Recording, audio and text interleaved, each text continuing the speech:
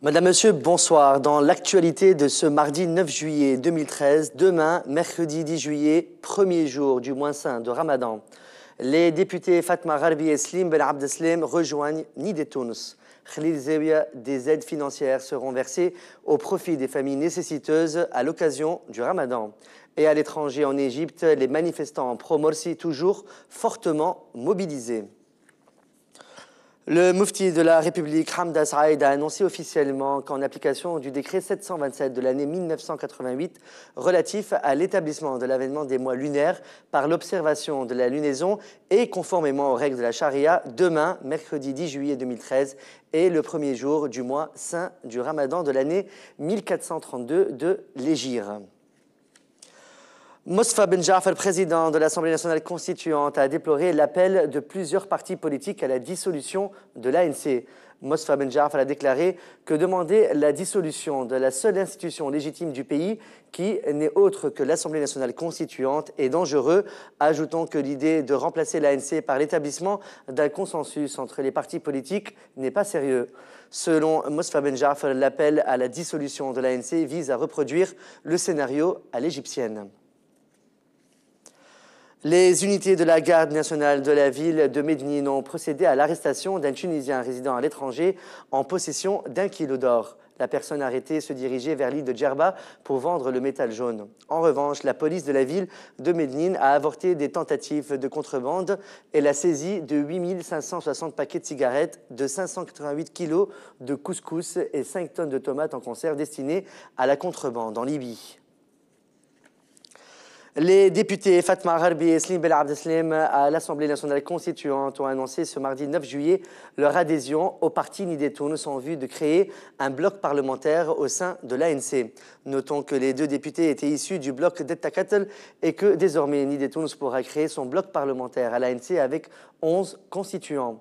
Fatma Gharbi a déclaré que la bonne organisation et le programme démocratique du parti de Béji Qaïd Sebsi sont les principales raisons qui l'ont motivé à rejoindre Nid et Tunis. Un agent de la douane est décédé suite dans un accident de la route au niveau de la liaison routière entre Hydra et Gasrine, où une voiture occupée par 2 Algériens s'est renversée en raison de l'excès de vitesse. Un autre agent a été transféré à l'hôpital régional dans un état grave. La cérémonie d'investiture du major général Mohamed Salah Hamdi, chef d'état-major de l'armée de terre, s'est déroulée aujourd'hui au palais de Carthage, présidé par le président de la République provisoire Mohamed Mansouf El-Marzouki. Le ministre de la Défense Chid Saber, Chid Ammar et des membres du Haut Conseil des armées ont également participé à la cérémonie. 8 réfugiés de nationalité africaine du camp de Choucha du gouvernorat de Médine ont fraudé le bureau du Haut Commissariat des Nations Unies pour les réfugiés. En effet, ils ont chacun encaissé la somme de 1500 dinars par la commission pour séjourner à Médine, mais ils ont rompu l'accord et ont pris la fuite vers l'Italie. Le nombre total de bénéficiaires des repas de Fitr offerts à l'occasion du mois sacré du Ramadan a été déterminé à 1350 personnes, alors que 20 200 aides qui seront distribuées aux familles nécessiteuses sera à 60 dinars l'unité, a déclaré le ministre des Affaires sociales Khalil Zaouia. Zaouia a ajouté que la valeur d'aide attribuée à chaque famille démunie est estimée à 80 dinars et sera versée en 2 tranches, soulignant que le montant total des aides est estimé à 18 millions de dinars. La Poste tunisienne a annoncé dans un communiqué publié lundi que les horaires administratifs des bureaux de poste, des agences de la poste rapide et des agences des colis dans le mois de Ramadan seront comme suit. Du lundi au jeudi de 8h à 13h45, vendredi de 8h à 13h30. Pour assurer la continuité des services, les bureaux implantés aux locaux des gouvernorats, outre les bureaux de la Tunisie Haché, de la Tunisie Femr, Bebsouiqa, Bardo, Hamamet, Yasmine Hamamet, Souskantawi, Monastir et Gerba, ainsi que l'agence centrale de la Rapide Poste Manal 1, seront ouverts samedi de 8h à 12h30. À l'international maintenant, les frères musulmans ont appelé au soulèvement après de nouvelles violences meurtrières qui ont fait plus de 50 morts lundi. La présidence intérimaire a tenté de calmer la rue. Elle promet des élections législatives pour début 2014 et ordonne des enquêtes. Mais les pro-Morsi ne désarment pas. Les violences ont fait une centaine de morts depuis que Mohamed Morsi a été renversé il y a à peine une semaine. Le président par intérim Adli Mansour a la lourde tâche de nommer un Premier ministre et un gouvernement de transition. Le parti salafiste El Nour a annoncé son retrait des discussions en dénonçant le massacre de manifestants islamistes par l'armée.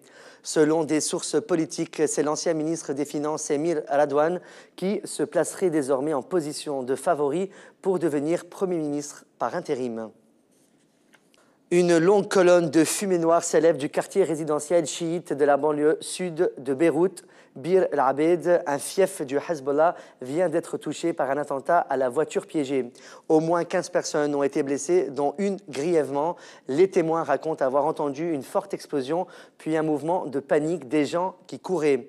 Le véhicule était garé dans le parking d'une coopérative commerciale. Aussitôt après l'explosion, des civils appartenant au Hezbollah se sont déployés dans le secteur. Cet attentat intervient au premier jour du Ramadan pour une partie des chiites au Liban. La tension est vive dans le pays après l'intervention de combattants du Hezbollah aux côtés de l'armée syrienne face aux insurgés qui cherchent à renverser le régime du président Bachar al-Assad. C'est la fin de ce flash de l'actualité sur TunusNet TV. Merci de votre fidélité. On se retrouve demain soir pour un nouveau flash.